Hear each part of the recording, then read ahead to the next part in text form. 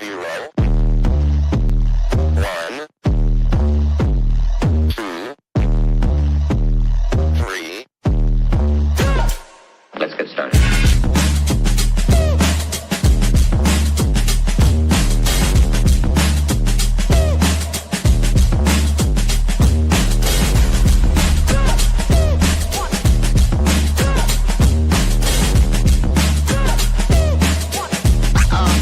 Oh, that's real good.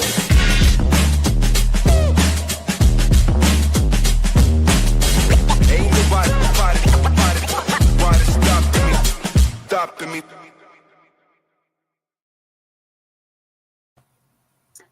Hello, wonderful friends. Welcome back to another episode of The Wonderful Pair, where we help every family, every ability, travel everywhere with a little more magic and a little less stress. Trying out a new tagline. And I really like kind that. of like I it. really like that. That was good, Jess. Thank you. One take wonders. That's where we are. Today is going to be a fun one because we are diving into holiday travel. I am in my cozy because it's cold and rainy here in the Midwest, but I still have an iced coffee. So that's what we do. I think I was telling Tracy before we got on here, we have a 7 brew, which is like new hotness over here. It's from the like Utah area. Now we've got it here. We got a Dutch Bros. We're coming along. And so, yeah, I had to get my iced breve. So are they franchises, but primarily Yes. for, okay. Oh, and backed by like venture capital. So that's why they're expanding so quickly because they got money behind them. And yeah, like I was saying earlier, I got a little anxious because you don't do the app where you're like, oh, I need this and I need that. You literally go up and there is like a child. I'm sure she's a teenager. I'm sure she's legal. She's probably able to work, but like it's children working the fast food line. And I get anxious, apparently, telling them what I want. That's okay. I walked into a Starbucks the other day and I ordered a large and they looked at me like I had 10 heads. So it's fine. I get it. I was actually in line at Dunkin' and I had to ask them if they still had pumpkin spice because I hadn't gotten one this season yet, and it's like my fave. And they're like, yes, of course. But everywhere you go, it's Christmas already. It's Christmas. It's holidays. It is crazy. So the other part of my life is that I'm a wedding planner, as you know. And so I had a big wedding last week, and it was kind of some people have weddings this weekend, but most of the industry, like last weekend was like the last one. And now we're all transitioning to holiday parties and waiting for people to get engaged to like start the next cycle. So it's kind of like end of season, I'm starting to hear let's circle back in January. And I'm like, we still have 6 weeks of like working. Like what's going on? And again, as a small business owner, we really don't have holidays, and that's okay. I feel like I woke up in Walt Disney World and they have transformed everything into Christmas. I feel like we went from Halloween and you wake up and Disney does everything overnight. And it's Christmas. Like every store I've been into is holiday-fied. The holiday lights are already out at the zoo. Like it's insanity. And I can't believe this is where we are. But, we decided to like join in the fun because my husband took down Halloween and then threw up Christmas. Like immediately, like Halloween came down and Christmas went up. Yes, it's not fully up. And people are like, oh my gosh, how can you put Christmas up already? But they don't understand the dynamics of my family. It'll take us like 3 weeks to. So it'll be like December 1st, like the tree's up, but it's bare. So it'll be like December 1st, and we'll finally have everything done. But, Halloween, every inch of my house outside is decorated. Christmas, literally, it's like two strands of lights, a couple in the bushes, and then maybe if he's really feeling it, candy canes down the path. But the inside of the house though is, garland and lights everywhere, the mantle, the chandeliers, the dining room tables covered, everything's just covered in Christmas because I'm obsessed. We don't do that much. Right now, the other business, the linens are taking over my house. So I don't know how much holiday we'll do. We go back and forth getting a real tree and a fake tree every year. The fake tree probably needs to be replaced. But I really like a real tree. I didn't have one growing up. And so I love a real tree. but Mike is really insistent that we don't get that on Black Friday. We have to wait until like December or even later, closer to the holidays, because he's afraid it's going to turn into kindling in the house. And I was like, yes, but I want a tree. And so I don't feel like it's really Christmas until my tree goes up. But also, it feels weird to put it up before Thanksgiving. So I'm trying to think when I was a kid when we would get our tree. I feel like it was probably around the second week of December, maybe the first. We learned the hard way that you don't do real trees and cats. So we had, I had 3 cats growing up. I have 3 cats now. So we've had a Martha Stewart fake tree for probably about like 12 or 13 years now, and it's still holding strong. But it's like 12 feet in our back room because we have high ceilings in the back. So we went like all out. It's like, that's so fun. Here. Oh my God, that's what I want. Our house, we have normal ceilings, so I don't have anything vaulted, and so it's annoying. And Gadget, the dog, doesn't get to interfere. She doesn't interfere with the tree, so we don't have that issue. Mostly it's me just lazy, and like we have a whole like 8-foot wide stacking storage thing downstairs of all the decorations, and it just takes so long to pull it up, and I'm just, because then you have to undecorate, right, to take the stuff down, right, so you can put the stuff up, and I don't know, it's just, I like it when it gets done, but I don't like the in-between. Who does? I know. So we just try to put time aside on Black Friday. Like if we're going to do it, like you make cocoa, you make chili, you put the music on. But the problem is, I don't know if my mother is watching or listening, but we have to go decorate her house because she does have 20-foot ceilings in her condo. And so she needs help putting up her 12-foot tree. Go mom. I love your mom, by the way. I love hilarious. her. And she adopted me too. Ridiculous. But yeah, we all have to go over and help. It takes all the kids to go stack it. So I think my brother and I do like rock, paper, scissors of like who has nice. We used to do we had a tree like decorating party, like it was, a big thing. We'd order takeout and decorate the tree.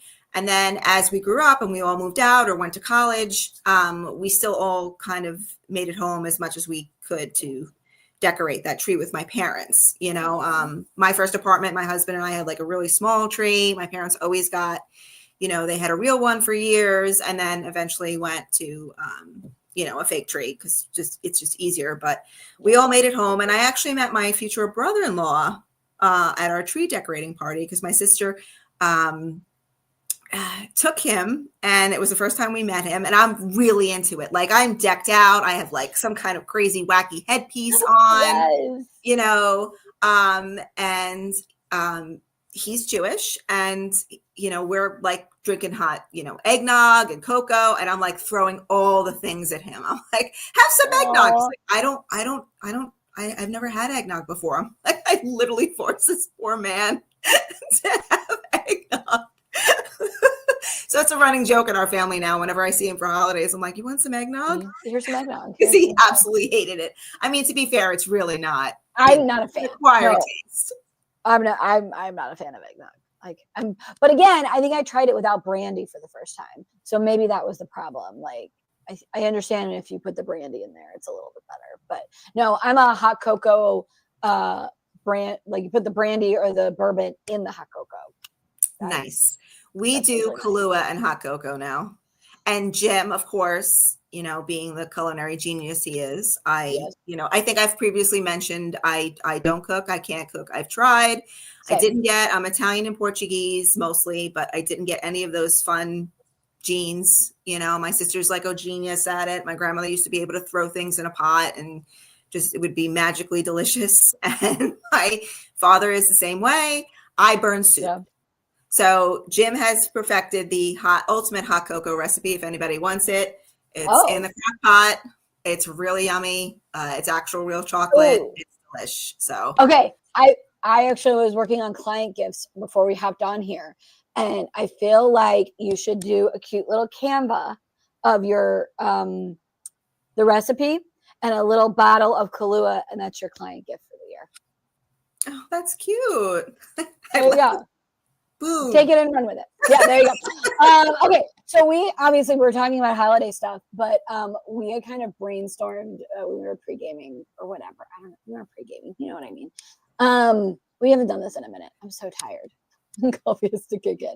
I don't know. We had talked about like any like travel agent confessions of like, particularly around this holiday travel. Like for me, I don't know. We used to travel a lot for New Year's. So my in-laws we're all Disney fans, and we have I think we did most years of our early marriage at New Year's Eve in Walt Disney World, like before they did the park passes. And you would have to go into the park and basically camp out the whole day, because if you left, you could possibly not get back in. So I can remember being on the tarmac here in St. Louis. We had smartphones, I guess. So we were like at least watching what was happening and watching Twitter and like waiting for them to be like, oh, we're at phase 1 opening or phase 2 opening or closings, and worry that we weren't going to get to the park. So my travel agent confession is I actually like the park pass idea, like actually being able to get into the parks on New Year's Eve.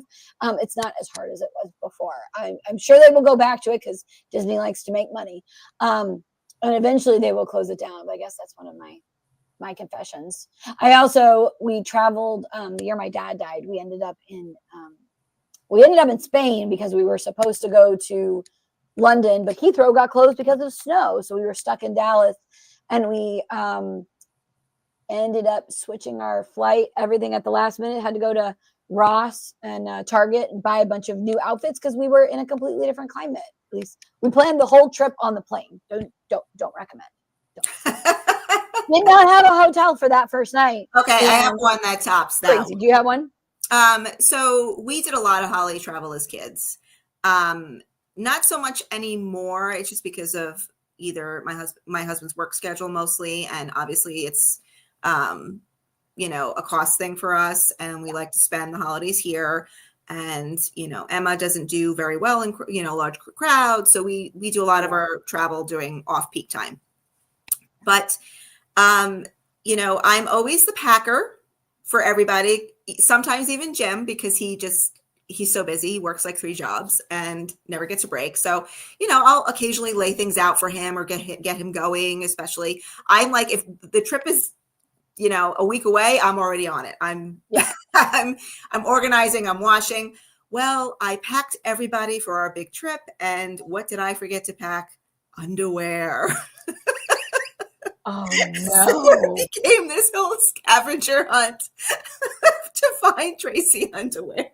Oh, no. Wait, was it just yours or everybody's? No, mine. Oh, It was me. Everybody else had everything. I mean, in the grand scheme of things to forget, like obviously important, but fixable, like where you end up, unless you're going to like Antarctica, for the most part, you're gonna be able to find replacements for those things. I mean, it was a journey. So, because initially I just ran around and it was like a scavenger hunt, like I said, trying to ask different gift shops if they had underwear, which they didn't. And so eventually it dawned on me, which it should have just dawned on me initially, like, but this is where we're at. I almost called her my 8-year-old, my, almost 11-year-old knows things about phones and technology that more than I do. And, finally my husband and I were like, oh, why don't we just order, do an Instacart order or, an Amazon order or something to the hotel. And I'm like, oh yeah, that would have been good.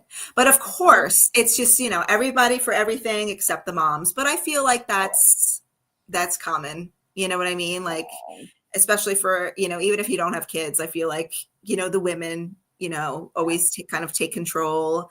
I feel like you're like, you're very more type A than I am, but like, I feel like you're like, probably you take control, packing and organizing everything for you guys. So we have the task list. My thing is like, I will always like, as I'm on the way to the airport or on the road, right? If we're doing a road trip, because that's what Mike and I really like road tripping. I go through my list, and even though I wrote it all down, I have that idea of, oh my gosh, well, maybe I forgot to write it down, so it didn't get on the list. And so it's always thinking through, every possible thing I could need and be like, oh my God, I need all of these things. And then remembering, you know what?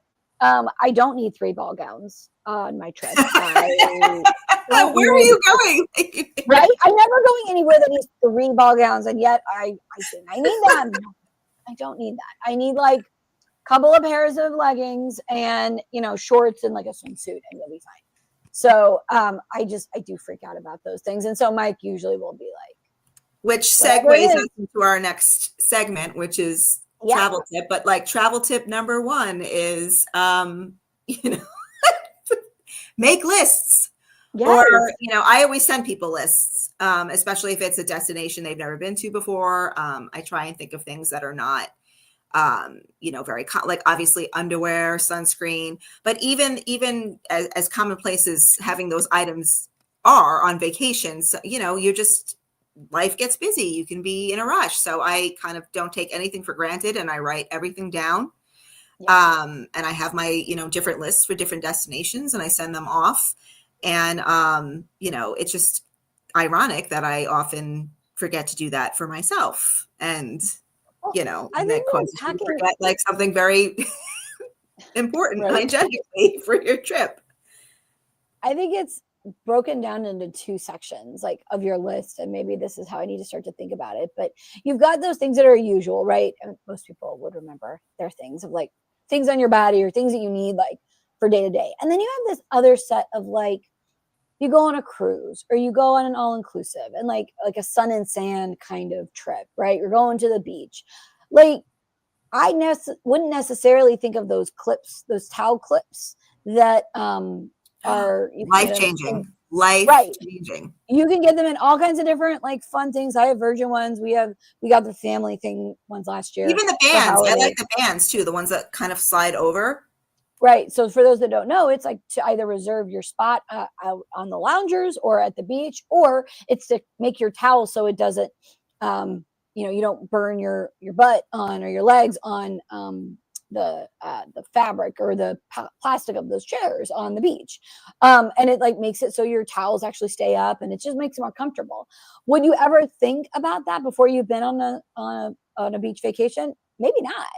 I think things like when you go on a Disney trip, on a Disney cruise, I'm thinking about it because I was just looking at my Disney cruise in March, and we bring refillable mugs, not because we're going to pay for it, but because sodas are free on Disney Cruise Line. And those cups are like tiny.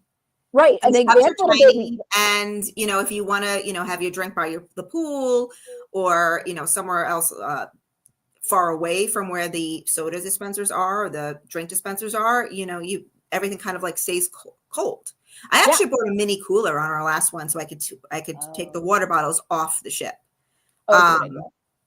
We do refillable water bottles instead. Yeah. And then that's what we do. Because those cups are really they're like kitty cups almost. Right. They're like to-go cups almost, like very small. So I bring our refillable cups and I also bring like a water bottle because I'm a weirdo and I like to have my soda in a different cup than a water bottle. You're not a weirdo. It's easier. I also have and then I do a coffee mug because then I'm going to I saw someone with a legit real coffee mug, not a to-go cup, like a refillable mug from the parks, but an actual glass, like ceramic, like one of these. This is here from earlier, like on a ship. And I was like, you know what? So it's actually a really good idea. If you have the, we do a lot of carry-ons, but I had to finally stop playing Tetris last time we went on our Disney cruise because it was going to be a 10-day trip. And I gave up. I gave in. I'm like, we're paying for a bag. And thank God, because we ended up buying souvenirs on the ship. And on the Treasure? Yes, because it was an inaugural cruise. So I wanted an inaugural everything. And then I don't recommend having cocktails and then seeing things and then buying them without thinking things through. And then the next day going, where are we putting all this stuff? You had to buy a bag for We did. We bought a bag. We bought a giant piece of luggage. So the moral of the story is, don't drink and shop. Well, that's hilarious. Okay, so we had kind of identified some other specific things. So the question is, do you have TSA pre-check or clear? We have pre-check. We have to do, that's on our, so we tried clear and we loved it. And so if you travel a lot and, you can take advantage of, the Clear, I would totally recommend it. Just make sure it's available at the, if you're a frequent traveler, just make sure it's available at the airports you commonly fly into or fly out of, because then the cost kind of becomes prohibitive and it doesn't make sense. And that's what happened to us. We realized like the cost of it was probably not conducive to how much we travel and where we travel. So we're going to do TSA pre-check. It's just, on our list of things to do because, especially around the holidays, or any real like break, if the kids are out of school, just know that those airports are going to be crowded. And please, for the love of God, do not ignore the whole 2-hour, kind of arrival time, especially if you're dropping off checked luggage, because the airlines are very strict about when those cutoff times are. Yeah. And I'm not kidding you. 95% of the times we travel, we do carry on and we still arrive at the airport 2 hours early. And our last trip to Orlando, I'm so thankful that I'm an anxious traveler and I need to kind of just be there because we got there to MCO 2 hours ahead of time, and the security line, because they had that one big security line for all the gates, excuse me. It was like almost a 3-hour wait. Oh, wow. So it wasn't recent, by the way. So I don't want to alarm anybody, because I know with the government shutdown and, all that stuff. But this was not recent, but yes, it was, wrapped out and down by where like the Disney store is. So all those like stores that are along the side of the security lines. Yeah. So it took us like an hour, I want to say an hour and 50 minutes. So because by the time we got to our gate, the plane was boarding. So take all of that seriously. I mean, you could always just go and hang out, grab something to eat, grab drinks, grab snacks for the plane.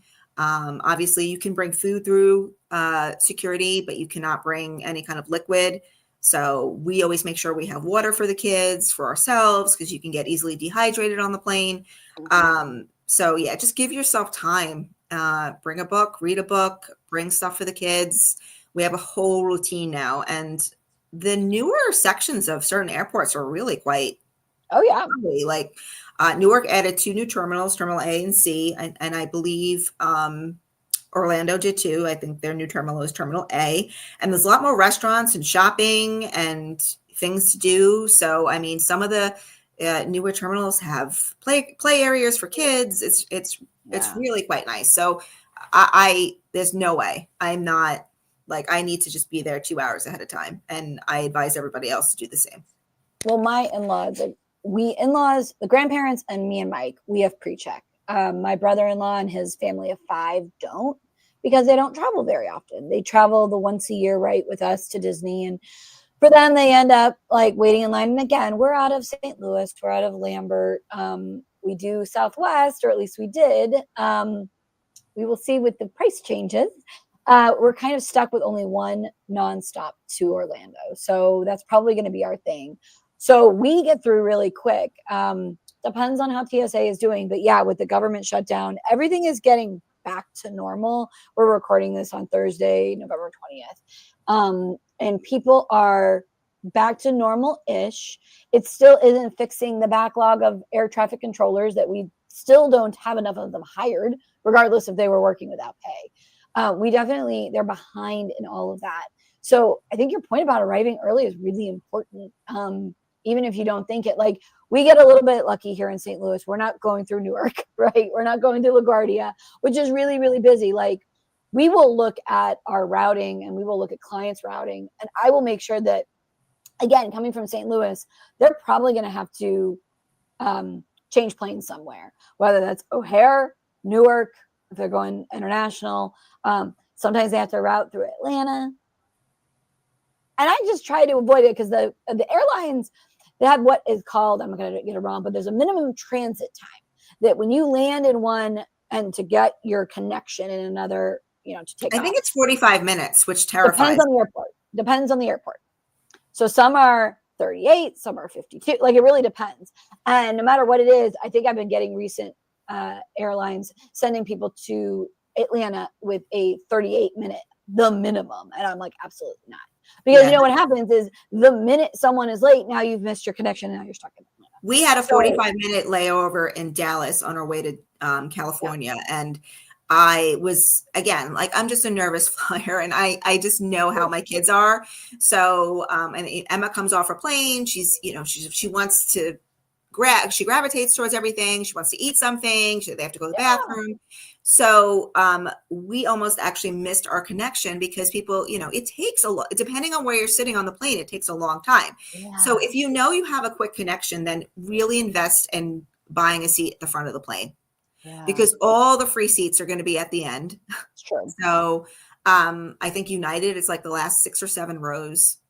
Maybe a little bit more, but they're getting like less and less. So just invest, be closer to the front. But we almost missed our connection because it took us forever to get off. And then the kids had to use the restroom. And then Dallas is ginormous. So just, if you're changing planes, just make sure you're familiar with the airport, about the layout and the size of the airport.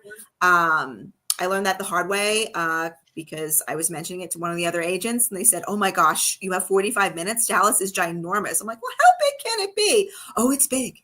"Oh, you have to take like a monorail tram to get to different terminals and sections." And so we went, and the monorail was not working. Wow. And so one of the gate agents said, "You need to make a choice now. You need to either hoof it and run, or hope to God they get the monorail system back up, or else you're going to miss your flight."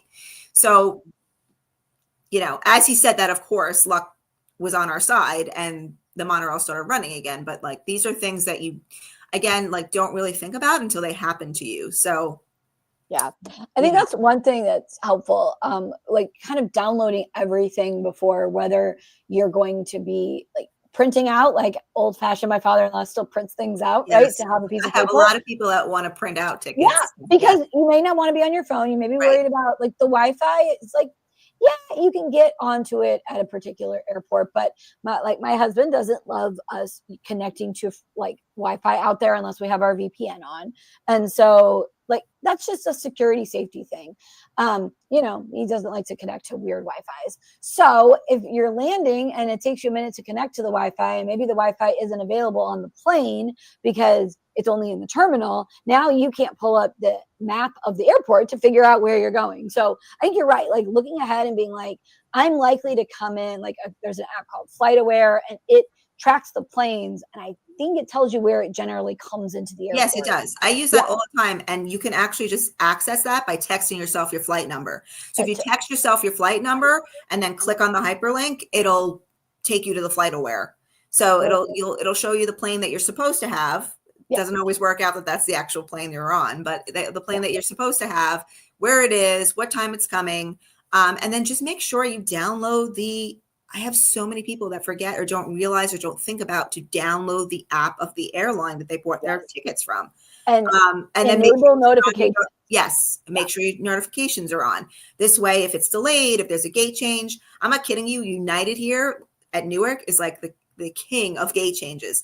I must have had 27 gate changes starting from like the night before to the morning of our flight. And then, just double check everything on the boards too. So 2 things on that. The app that our agency uses, that Tracy and I are part of, actually also tracks your notifications. You have that on. Sometimes we will get a notification before the airline pushes it. So that's kind of cool. I don't know what voodoo magic they use. But the other thing is that if you get a notification, this is a fun fact. If you get a notification that your flight is delayed, even by 5 minutes or 10 hours or whatever, you still need to go to the airport as if your flight is on time. Because what sometimes happens is that airline, they will swap equipment and they will suddenly be like, "Oh no, we're just kidding. We're now on time." And now if you have missed your flight because you were late, guess whose fault that is? That is not their fault. That is now your fault. So, fun fact. Oh no, did my internet? There I go. Hello, I'm back. Okay, what else do we got? Obviously, make sure that you put all the important things in your carry-on. And also know that now, at least for Southwest here in St. Louis, people are going to start charging for bags. So it's going to be a lot of issues with people trying to get their bags on for free, right? They don't want to pay to check it. But again, when you're carrying on, make sure you have all the things with you that are like super important. But also that if you end up having 2 bags, know that one of those bags might go away. Like, unfortunately, there might not be any overhead. So making sure that you have like a purse or like a small personal item that is like yours, and that, like, I carry my laptop when I travel because we work. And depending on which bag set I use, I can't get rid of one of those bags. So I have to like make sure that I'm like as smart and economical about my packing, so I don't end up, because I'm never going to put my laptop or any good electronic devices, I'm never going to put that down in the hole. No, So, I all my like expensive, like good makeup, my medications. By the way, if you are bringing medications, make sure it's clear and concise. Like the script is actually on the bottle, just in case.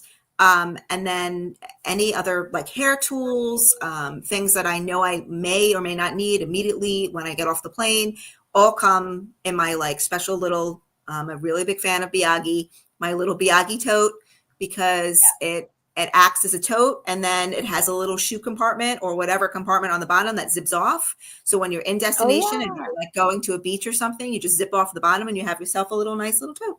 So, and it's relatively inexpensive too. And it's made of that like really tough nylon. So everything kind of like goes in there, and then all the extra stuff will go in the carry-on, because, you know, I feel like carry-ons now are more popular than ever because of how much they charge for bags.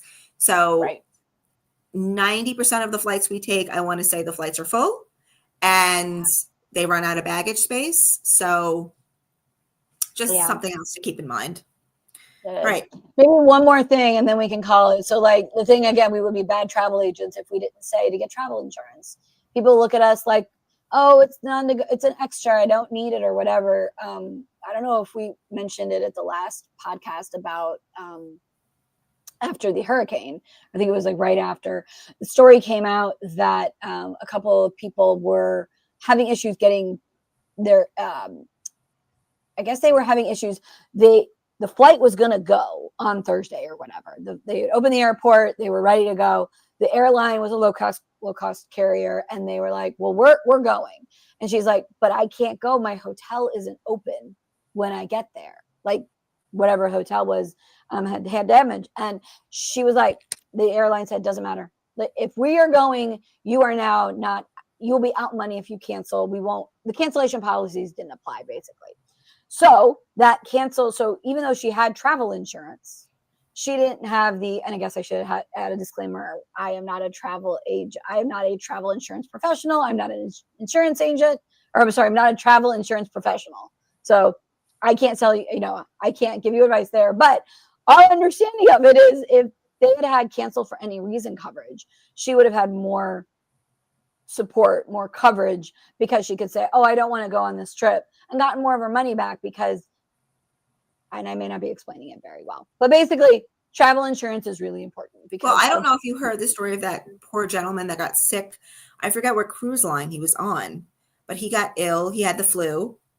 And, if you're not familiar with cruise ships at all, they do have state-of-the-art facilities. Yeah. God forbid if it's something like life-threatening or serious, they'll medical evacuate, they'll medvac you out. But he had the flu and he was in the infirmary for a few days aboard the ship. Well, his insurance told him, well, you're in international waters, so your insurance is not valid. So he had a $40,000 charge for care. So, I mean, if you're traveling internationally, you have to. It's an absolute necessity. It really is. So that's why we offer it up. We have a really good company that we work with, and we always we highly recommend it for all of those reasons. All right. Well, it's past the 30-minute mark, and I know I have Disney Cruise Line emails in my inbox that I've got to go deal with. So, so we will call it here. Thank you guys so much for hanging out with us today. If you're traveling soon, just remember to breathe and prepare. And remember, we're always here to help. So let us know. Bye, guys. I hope you have a great week. We'll see you again. See you next week.